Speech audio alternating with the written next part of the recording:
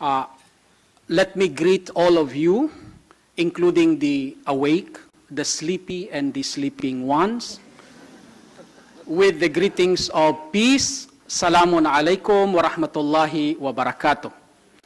I am your brother, Mansour Limba of Al-Qalam Institute of Ateneo de Davao University. Let me concentrate my reaction on the last thesis.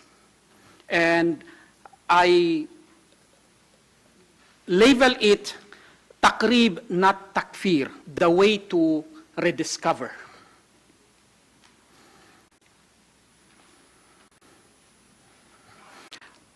In every faith tradition, in the early period, the doctrines and practices were simple. And the original guide or guides were present. And in later period, the doctrines and practices became complicated with the coming of new circumstances, followers, and questions. And the original guide or guides, they were no longer present. So the early period usually was considered the ideal period, and the later period usually considered the period of challenges or challenge because of the differences and conflicts. The Quran has many citations on both periods. Indeed, this community of yours is one community, and I am your Lord, so worship me. Inna hadihi ummatukum ummatan wahida, wa ana rabbukum fa'budun. The faithful are indeed brothers. Innamal mu'minuna ikhwa. Hold fast all together to Allah's cord, and do not be divided, and do not be like those who were divided into sects and started discourse. And many other verses. In this discussion, maybe you have no qualms in agreeing that a key term here is unity. And we need a conceptual clarification. What we mean by unity. Otherwise, we will become like the four blind men. They all declared that they know elephant, where in fact they just knew parts of the elephant. One possible conception on unity is what we call homogenization. Okay, let us unite all the madhahib in Islam. So what is an outcome? The outcome is takfir, meaning to declare other Muslims as kafir, and not only as kafir, but even as murtadin. Murtadin means apostates. And this laboratory of experience is now in the Middle East, as we can see. It's burning. The second conception on unity is heterogeneity. Okay, each of you have your own madhab, and all of these madhab are 100% correct. I believe that such kind of conception on unity borders on nifaq or hypocrisy. And the third type of unity is what we call takrib, or proximity. In this proximity, all madhab should be respected, and all the common grounds should be looked upon and discussed. And all the madhahib in Islam, the schools of thought in Islam, the scholars would agree that most are commonalities rather than differences. And what are some of the efforts toward this proximity or takrib?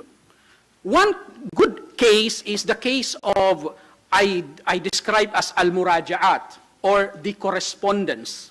The case one is a series, a very long case of correspondence between Sunni alim and Shia alim. The Sunni, I am referring to Sheikh Salim Bisri, the Mufti or Rector of Al-Azhar University, and the other one is Sayyid Abdul Hussein Sharafuddin Al-Musawi of Lebanon. The correspondence, there were no emails during that time, the snail pace. It took not months, but years. After that, they were able to compile the correspondence into one book, and that book is Al-Muraja'at, which is accessible online. The second case is something that I would describe Darut Takrib. Darut Takrib is a subsequent correspondence and discussions between two giants in the Muslim world during that time. I am referring to Sheikh Mahmoud Shaltut, the Mufti or Rector of Al-Azhar University in Egypt, and Sayyid Hossein Burujurdi, the Marji' Taqlid, based in Iran during that time. And what was the outcome of these fruitful discussions? Two outcomes. One outcome is the issuance of the historic fatwa by Sheikh Mahmoud Shaltut that to follow the Ja'fari madhab is just following any other madhab. The second one is the creation of an office called Darut Taqrib Bain al-Madhahib al-Islamiyya, that is word form for proximity of Islamic schools of thought. And the case 3 is the Amman message, which was mentioned fortunately by Father Felix. I would not dwell on this because my time is up. Let me just wrap up by saying that as a small step in this way forward, we can endorse the Amman message online. It will just take us 1 minute. They will just require your name, your email, position, and then the endorsement that you have. If you have no 1 minute, then you can have 10 seconds to like their official Facebook page and to share it. To like and to share is just saying yes to takrib and no to takfir. Thank you so much. Thank you, Dr. Limba. Dr. Limba gives us the best example of how to introduce ourselves in a conversation. I hope others will follow suit. So in